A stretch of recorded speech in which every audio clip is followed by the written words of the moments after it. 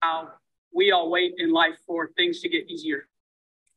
Think in your own life, if you waited for something to get easier, oh, I just got to get through this and then it'll be easy. I just got to get through preseason and then it'll be okay. I've just got to get through my junior year of high school and then the classes are going to get easier. I've just got to get to my spring, my senior year of college, and it's going to be easier. It's what we do. We wait for stuff to get easier. It will never get easier. What happens is you handle hard better. That's what happens. Most people think that it's going to get easier. Life is going to get easier. Basketball is going to get easier. School's going to get easier. It never gets easier. What happens is you become someone that handles hard stuff better.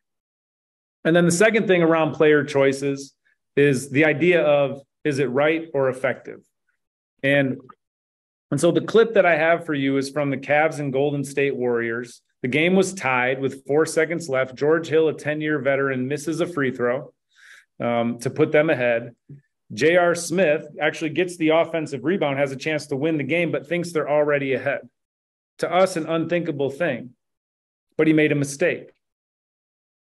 And the following footage is what happens after the timeout, or after the quarter ends and they go into overtime. This is what happens. Now, have you ever been in a situation where you messed up and everyone around knows that? That's what he's feeling.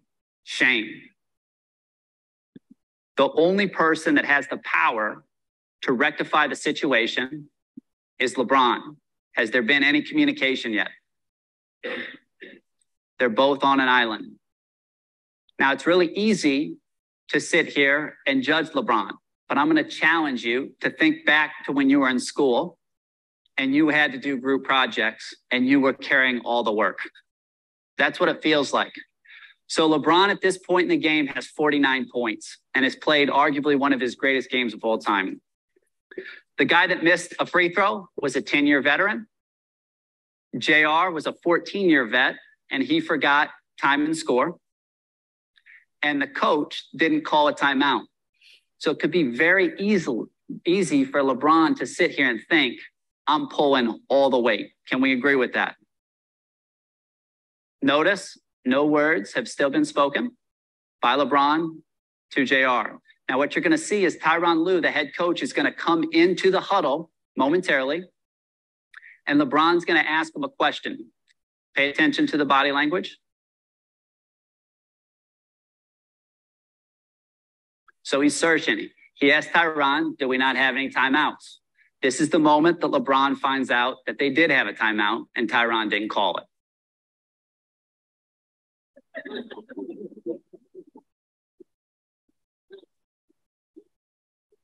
What's his body language say to you?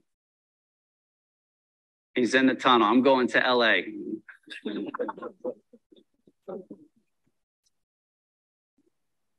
Now you're going to see a role player come up and try and reach LeBron. LeBron is unreachable. So the question you have to ask yourself is, do you want to be right or do you want to be effective? I love where that pauses, because often as parents, as adults in the gym, on the field, in the stands, we're LeBron. We're the one that can make the difference. We can bridge the gap. We can bring healing to the situation. And we have the power to do so.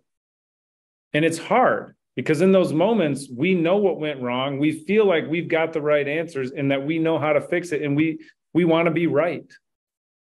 And we can be on islands and we can not build bridges. We can do all those things.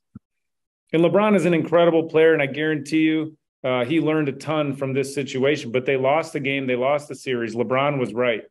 He was handling everything. His emotions told him that, and it didn't help. And he needed to be effective.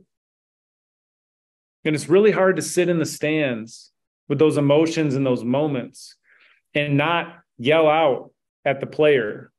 But then we got to remember that that player's parents and family are sitting right in front of us.